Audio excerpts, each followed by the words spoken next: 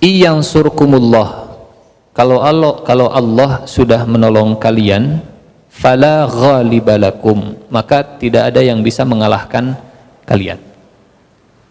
Siapa yang bisa mengalahkan satu pasukan yang sudah ditolong oleh Allah Subhanahu wa taala? Bahkan dulu pada masanya pasukan salibis yang menguasai Baitul Maqdis itu dicitrakan, dikesankan sebagai jaisyun la yuqhar, pasukan atau tentara yang tidak akan pernah terkalahkan, pasukan elit yang tidak pernah bisa dikalahkan. Mirip seperti kondisi hari ini. Citra tentara yang menguasai Baitul Maqdis hari ini, citra tentara Israel hari ini, citranya pasukan yang tidak bisa dikalahkan. Citranya demikian. Organisasi intelijen yang tidak bisa dikalahkan. Senjatanya senjata yang tidak bisa dikalahkan. Alat utama sistem persenjataannya, benteng pertahanannya tidak bisa dikalahkan. Mirip seperti kondisi saat itu. Kondisi ketika zaman Salahuddin Al-Ayyubi, pasukan Baitul Maqdis itu pasukan salibis di Baitul Maqdis, pasukan yang tidak bisa dikalahkan. Tapi apa kata Allah? Iyansurkumullah fala ghalibalakum. Yang tidak bisa dikalahkan itu orang yang sudah ditolong oleh Allah Subhanahu wa taala. Kisah Khalid bin Walid seperti terulang pada zaman Salahuddin Al-Ayyubi. Punten, yang membuat Khalid bin Walid tidak pernah kalah, apakah Khalidnya atau karena Allah menolongnya? Karena Allah menolongnya. Yang membuat Salahuddin bisa mengalahkan pasukan yang dicitrakan tidak terkalahkan, apa karena sosok Salahuddinnya atau karena Allah yang menolongnya? Karena Allah yang menolongnya. Kalau Allah yang dulu menolong Khalid bin Walid, kalau Allah yang dulu menolong Salahuddin Al-Ayyubi, kira-kira umat Islam hari ini bisakah ditolong oleh Allah Subhanahu wa taala? Sangat bisa. Sangat bisa. Kalau Allahnya Allah yang sama, Allah yang dulu menolong Khalid, Allah yang dulu menolong Salahuddin Al-Ayyubi, Allah sampai kapanpun masih tetap ada. Iyansurkumullah fala ghalibalakum. Kalau umat Islamnya sudah ditolong oleh Allah, nggak akan ada yang bisa mengalahkan. Hari ini mungkin, ini karena pertemuan pertama masih muqaddimah, ada satu pasukan kecil di dunia, posisinya bersebelahan dengan negara yang menjajah Baitul Maqdis. Jumlah penduduk di wilayah ini tidak lebih dari 2 juta orang. Kalau jumlah penduduknya tidak lebih dari 2 juta, kira-kira jumlah pasukannya ada berapa? Karena 2 juta tidak semua jadi pasukan. Luas wilayahnya tidak besar, lebih kecil dari kota Bandung. Tapi sampai detik ini tidak pernah bisa dikuasai oleh pasukan yang katanya pasukan tidak bisa terkalahkan. Sebutlah Gaza, wilayah kecil. Silahkan nanti lihat di peta. Mohon maaf hari ini saya lupa tidak membawa laptop. Wilayah kecil dibandingkan dengan negara sebelahnya, dibandingkan dengan negara tetangganya Israel, kecil. Tapi sampai detik ini dengan senjatanya yang canggih, dengan nuklirnya, dengan tank bajanya, dengan helikopter Apache-nya, masih belum bisa menguasai wilayah yang kecil tadi. Dan setiap kali invasi yang masuk, setiap kali ekspedisi militer, itu tidak pernah berani masuk sampai ke tengah kota. Paling pesawat, bolak-balik.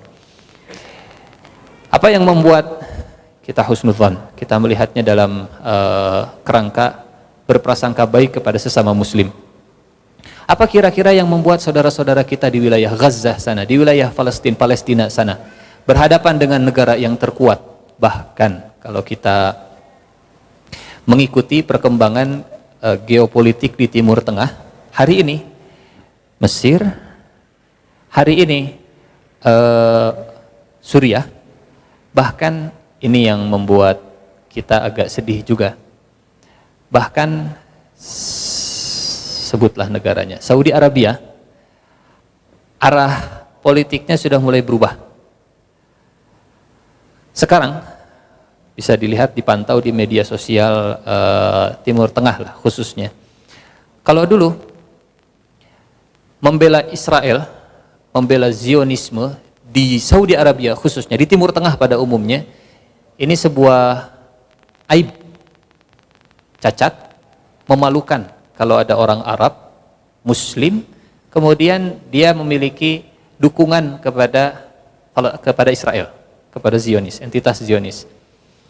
Tapi hari ini bahkan kemarin ada satu kejadian yang membuat heboh di wilayah Timur Tengah sana khususnya.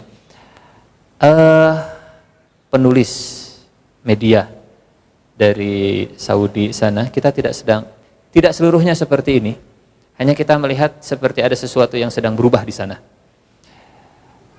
Dengan terbuka, kemudian datang ke Israel, berfoto bersama dengan anggota Knesset, anggota DPR Israelnya, difoto kemudian di-share di media sosial, dan sama sekali tidak ada reaksi dari pemerintahannya. Artinya, kalau bahasa Arabnya tatbi', tatbi' ini kalau bahasa kita mungkin proses membuka hubungan diplomatik lah. Jadi mulai ke arah sana, mulai dibiasakan di wilayah Timur Tengah pada umumnya, kalau hubungan baik, membuka hubungan diplomatik dengan Israel, itu hal yang biasa. Bahkan orang-orang yang berbicara lantang untuk menolak tatbi' ini, justru mereka mendapatkan resiko yang luar biasa. Ditangkap, dipenjarakan, macam-macam lah, macam-macam. Tatbi'. Sudah mulai, arahnya itu sudah mulai berubah. Ada wilayah kecil, Palestina, Gaza khususnya, Gaza, dikelilingi oleh negara yang kemudian negara tetangganya Israel, kemudian negara Arab sekitarnya mereka punya hubungan dengan Israel. Tapi apa yang membuat wilayah kecil ini sama sekali tidak bisa dikendalikan, sama sekali nggak bisa dikalahkan, sama sekali nggak bisa diatur? Husnudzan kita kepada saudara-saudara kita yang ada di Palestina sana berangkat dari surat Ali Imran ayat 160, iyansurkumullah fala ghaliba lakum. Sekecil apapun senjata, sesederhana apapun, kalau Allah sudah menolong nggak akan bisa dikalahkan. Karena kalau Allah nggak akan nolong, sebesar apapun pasukan, meskipun musuh itu senjatanya lebih kecil, gampang dikalahkan. Apa sebabnya? Karena Allah nggak nolong. Iyansurkumullah fala ghaliba lakum. Saya sering mengulang kisah ini karena ini kisah yang luar biasa. Bayi lawan penguasa, bayi lawan diktator. Kira-kira yang menang yang mana? Bayi atau diktator? Bayi atau penjahat? Ada bayi, ada penjahat, dihadap-hadapkan. Bayi dengan penjahat, siapa yang bakal menang? Kalau kata akal kita, penjahat. Bayi, bisa apa sih bayi? Tapi kalau Allah sudah menolong bayi, fala ghalib, nggak ada yang bisa mengalahkan. Kisah siapa? Bayi Musa. Semua bayi disembelih oleh si penjahat tadi, pasukannya disebar kemana-mana di Mesir, semua bayi disembelih. Bayi ini tiba-tiba kemudian masuk ke dalam istana Fir'aun. Di luar istana semua bayi disembelih, ada bayi laki-laki masuk ke dalam istana. Mati atau tidak? Tidak, karena kita tahu ceritanya. Tapi kalau kita saat itu jadi penontonnya, maut ya. Bayi laki-laki masuk ke dalam istana, di luar istana semua bayi laki-laki disembelih. Ini ada bayi laki-laki masuk ke dalam istana. Kata kita, kalau jadi penonton, sudahlah, pasrah, maut. Tapi rumus ini selalu berlaku. Iyansurkumullah fala ghaliba lakum. Kalau Allah sudah nolong, maka nggak akan ada yang bisa mengalahkan. Kisah Salahuddin Al-Ayyubi sama seperti itu. Bukan hanya kisah Salahuddin sebetulnya, kita setelah membaca, kita setelah mengikuti kisah Salahuddin Al-Ayyubi, kita akan sampai pada kesimpulan ayat ini, iyansurkumullah fala ghaliba lakum. Tinggal yang jadi pertanyaannya begini, apa yang membuat Salahuddin Al-Ayyubi kemudian ditolong oleh Allah sehingga nggak pernah terkalahkan? Apa yang membuat Khalid bin Walid atau siapapun lah, apa yang membuat saudara kita di Palestina sana, di Gaza sana, yang kemudian meskipun kecil tapi nggak pernah bisa terkalahkan oleh musuh yang katanya dahsyat luar biasa. Kalau Allah sudah nolong, nggak akan bisa terkalahkan. Pertanyaan terbesarnya, apa yang membuat mereka kemudian ditolong oleh Allah? Nah, inilah yang mungkin ingin kita pelajari dari kisah Salahuddin Al-Ayyubi. Mudah-mudahan ada hal-hal yang bisa kita kerjakan, amalkan, supaya Allah nolong kita dan kemudian umat Islam nggak bisa terkalahkan. Karena kita khawatir, kita juga mungkin, mudah-mudahan semuanya khawatir umat Islam yang jumlahnya banyak dari sisi kuantitas, tapi seringkali kalah dalam berbagai medan. Di ekonominya kalah, di politiknya kalah, di apalagi militernya kalah, di apalagi Ipolek Sosbudhan Kam. Nah, di berbagai sisinya kalah semua. Jumlahnya padahal di bidang medianya kalah, di bidang segalanya juga khawatir, jumlah banyak tapi banyak kalah. Kenapa? Iyansurkumullah fala ghalibalakum. Ini kisah Salahuddin Al-Ayyubi. Kita mulai dari surat Ali Imran ayat 100-160. Ayat terkait, sekali lagi karena ini masih pertemuan muqaddimah, kita mulai dengan ayat Al-Quran dulu. Bisa dilihat dalam surat atau satu ayat sebelumnya, masih dalam surat yang sama, surat Ali Imran ayat 159. Fabima rahmatin minallahi linta lahum walau kunta faddan ghalidhal qalbi lanfaddu min hawlik fa'fu anhum wastaghfir lahum washawirhum fil amri fa idza azamta fatawakkal 'ala Allah innallaha yuhibbul mutawakkilin iyansurkumullahu fala ghaliba lakum. Selalu kalau Al-Quran, ayat Al-Quran, antara satu ayat dengan ayat yang berikutnya itu selalu ada mata rantai yang tidak pernah terputus dari sisi makna. Jadi mungkin kalau ada pertanyaan, apa yang membuat Allah Subhanahu wa taala bisa menolong? Fabima rahmatim minallahi lintalahum. Apa yang dilakukan oleh Salahuddin saat beliau akhirnya kemudian bisa mengalahkan, bisa mengembalikan Baitul Maqdis ke pangkuan kaum muslimin, tercermin dari ayat-ayat ini dan ayat-ayat yang lain. Lintalahum. Salahuddin dikenal sebagai sosok yang sangat toleran, sangat lemah lembut, bahkan ini dalam kondisi tertentu tentunya. Dalam kondisi tertentu butuh ketegasan, dalam kondisi tertentu Salahuddin bisa menunjukkan kasih sayangnya.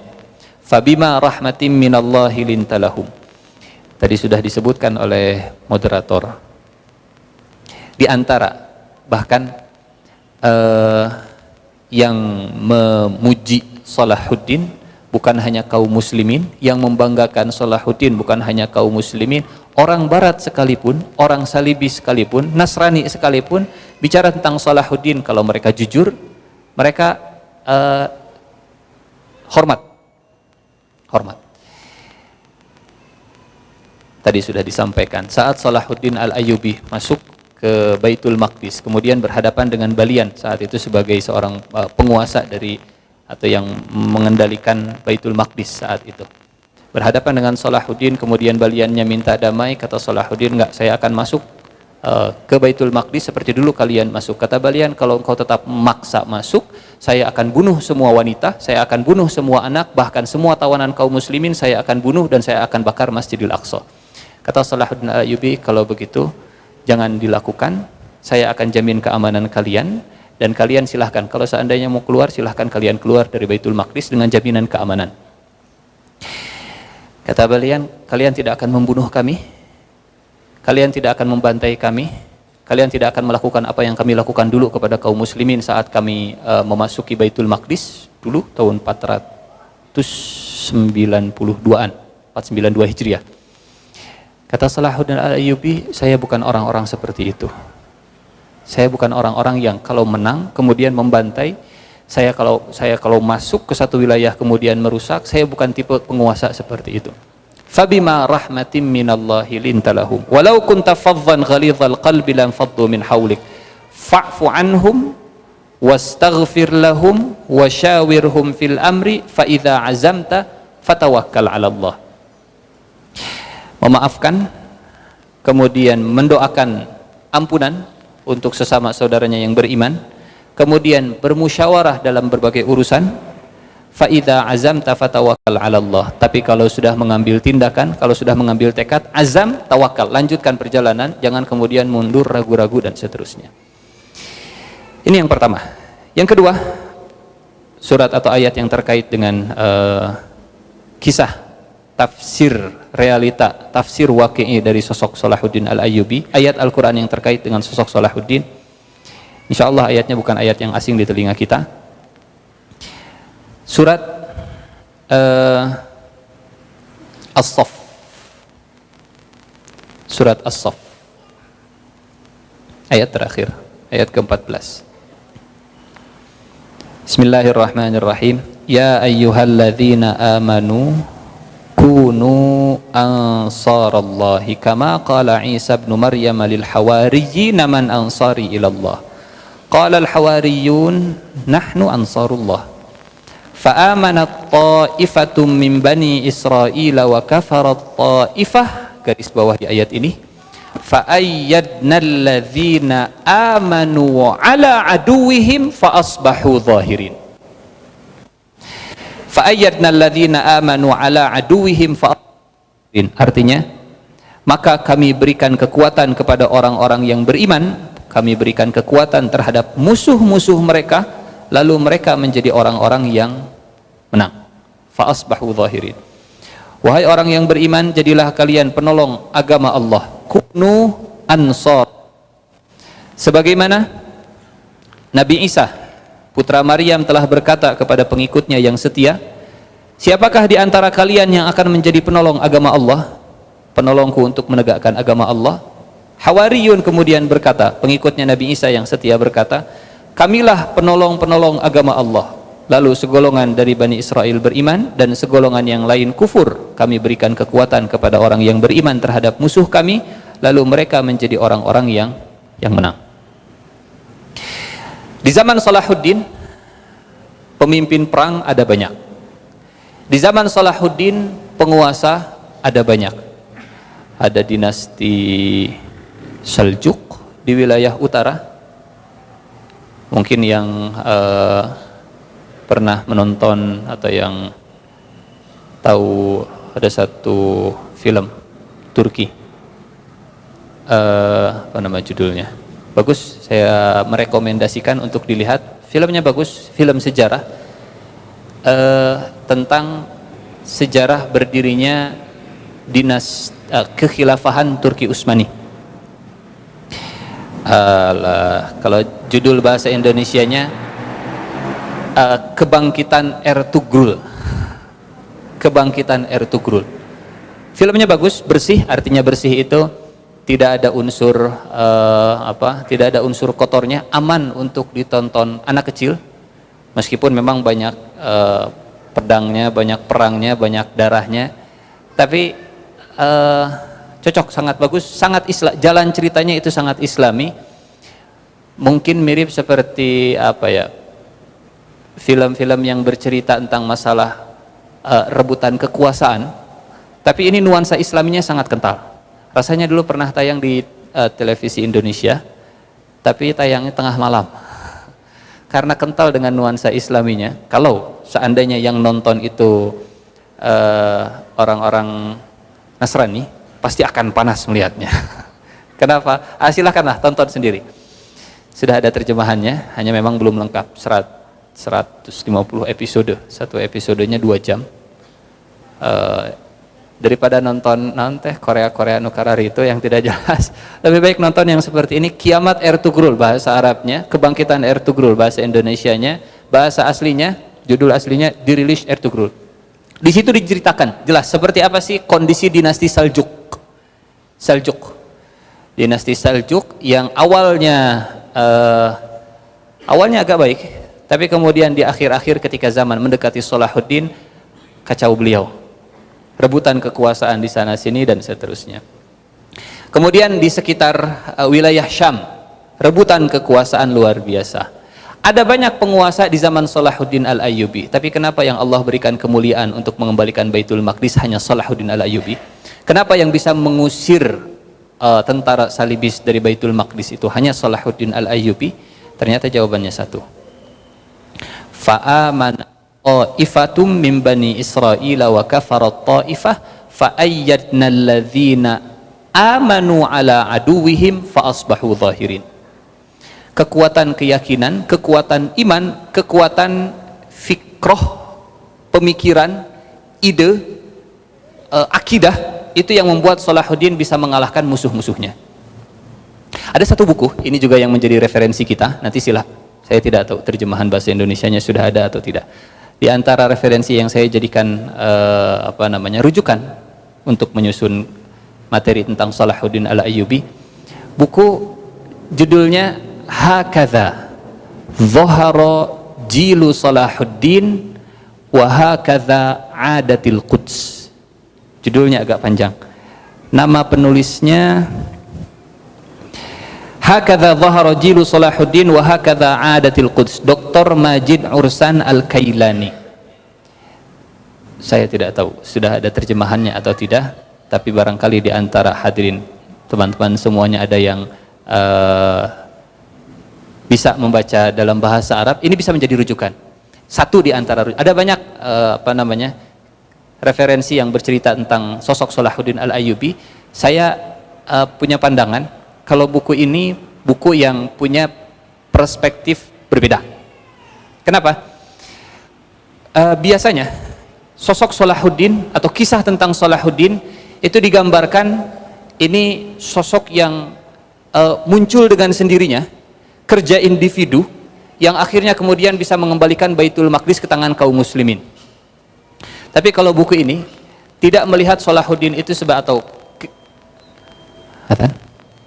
Oke, insyaallah kita teruskan setelah salat Isya. Assalamualaikum warahmatullahi wabarakatuh. Bismillahirrahmanirrahim. Assalamualaikum warahmatullahi wabarakatuh.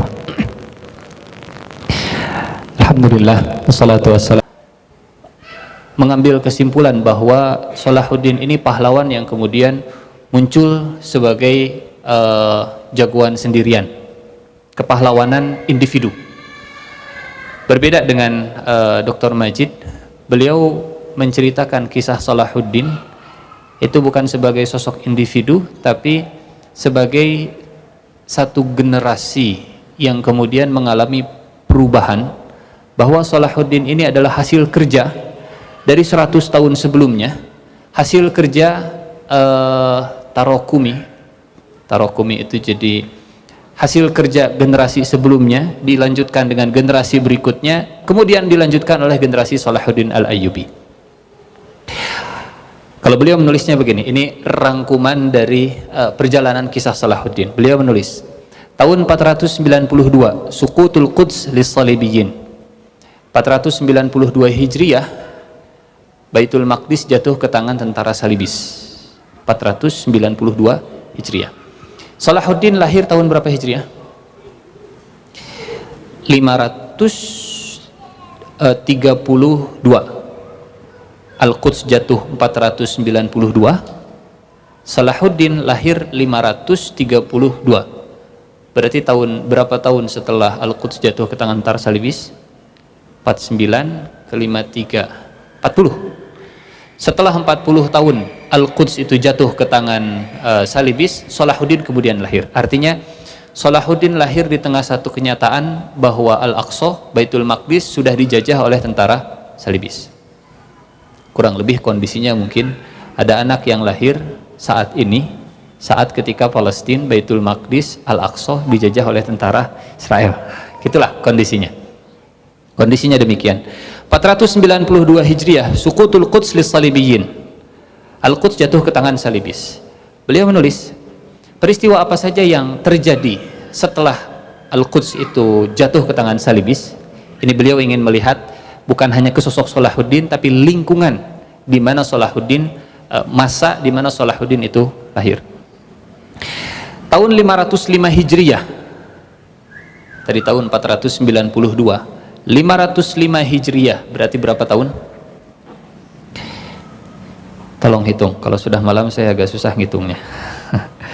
492 ke 505 berarti 13 tahun setelah Al-Quds jatuh ke tangan tentara salibis, Imam Al-Ghazali, Abu Hamid Al-Ghazali, penulis kitab Ihya Ulumuddin, wafat.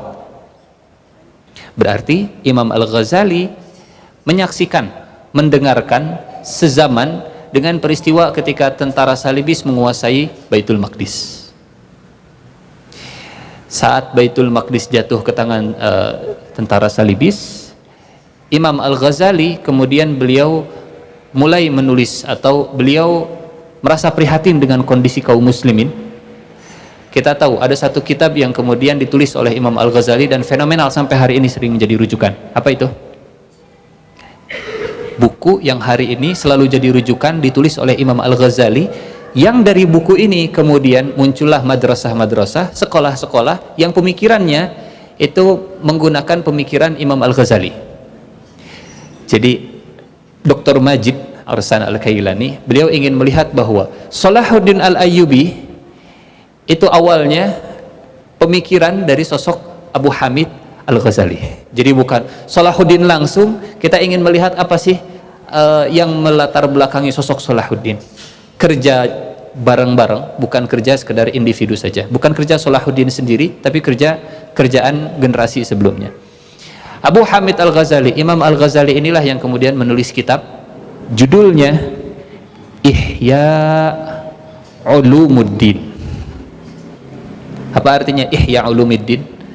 Menghidupkan kembali ilmu-ilmu agama. Kira-kira kenapa beliau menulis kitab dengan judul demikian? Ada yang bisa kemudian menghubungkan antara kehidupan Imam Al-Ghazali yang sezaman